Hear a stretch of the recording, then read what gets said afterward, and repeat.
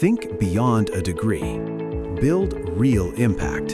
Shape your future with an MBA. From IILM University. अमेरिकी राष्ट्रपति Trump जिस शिद्दत से नोबेल पीस पुरस्कार चाहते थे वो उन्हें नहीं मिल पाया। हालांकि सेकंड हैंड जरूर मिला। जी हाँ, सेकंड हैंड से हमारा मतलब है कि वेनेजुएला की विपक्षी नेता ने उन्हें वेनेजुएला पर हमला करके मादुरो को गिरफ्तार किए जाने के बाद अपना नोबेल पीस पुरस्कार सौंप दिया, जिसे खुशी खुशी ट्रंप ने अपना भी लिया।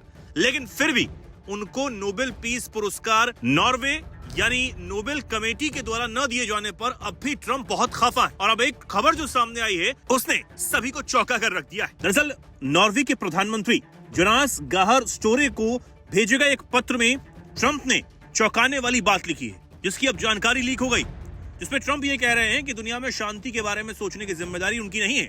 ट्रंप ने यह भी माना है कि ग्रीनलैंड पर कब्जा करने की उनकी जो कोशिश है, उनकी जो धमकियां हैं, वो नोबेल शांति पुरस्कार न मिलने की जुझलाहट से जुड़ी हुई है। ये जानकारी पब्लिक ब्रॉडकास्टिंग सर्विस PBS ने दी है। नॉर्वे के प्रधानमंत्री ने बताया है कि ट्रंप ने उन्हें एक पत्र लिखा है, जिसमें उन्होंने लिखा है कि आपके देश ने 8 से ज्यादा युद्ध रुकवाने के बावजूद मुझे नोबेल शांति पुरस्कार नहीं दिया। इसे देखते हुए अब मुझे केवल शांति के बारे में सोचने की कोई जिम्मेदारी महसूस नहीं होती। हालांकि शांति हमेशा प्रमुख रहेगी, लेकिन अब मैं इस बारे में भी सोच सकता हूं कि अमेरिका के लिए क्या सही है, उचित है। ट्रंप ने पत्र में यह भी कहा है कि शांति की दिशा में बड़े काम करने के बावजूद उन्हें नोबेल पुरस्कार नहीं मिला, तो अब वो ग्रीनलैंड पर अमेरिकी कब्जे की दिशा में बड़े कदम और कड़े कदम उठा सकते हैं। अब ग्रीनलैंड तो डेनमार्क का स्वायत्त वाला क्षेत्र है, लेकिन ट्रंप ने इसे मानने से साफ इनकार कर दिया है। बल्कि उन्होंने डेनमार्क पर ही सवाल खड़े करते हुए ट्रंप ने यह कहा है कि डेनमार्क उस जमीन को रूस या चीन से सुरक्षित नहीं रख सकता, तो फिर उनके पास मालिकाना हक क्यों है?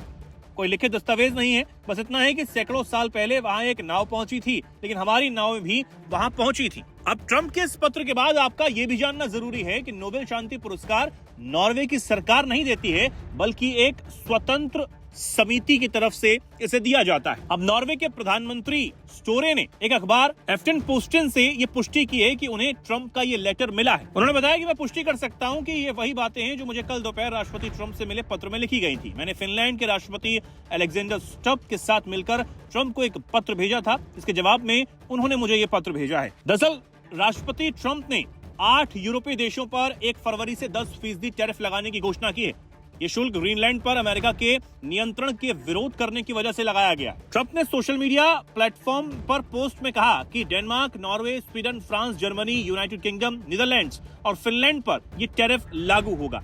उन्होंने चेतावनी दी कि अगर ग्रीनलैंड को लेकर अमेरिका के साथ पूर्ण खरीद का कोई समझौता नहीं होता है तो 1 जून से ये शुल्क बढ़ाकर 25% कर दिया जाएगा। अब ये तो साफ नहीं है कि ट्रंप ने किस कानून के अधिकार के तहत ये कदम उठाया, लेकिन ये साफ है कि ट्रंप ग्रीनलैंड को लेकर अपनी दादागिरी चला रहे हैं और उन्होंने अपना सबसे बड़ा हथियार किसी भी मुद्दे पर टैरिफ को बना लिया है।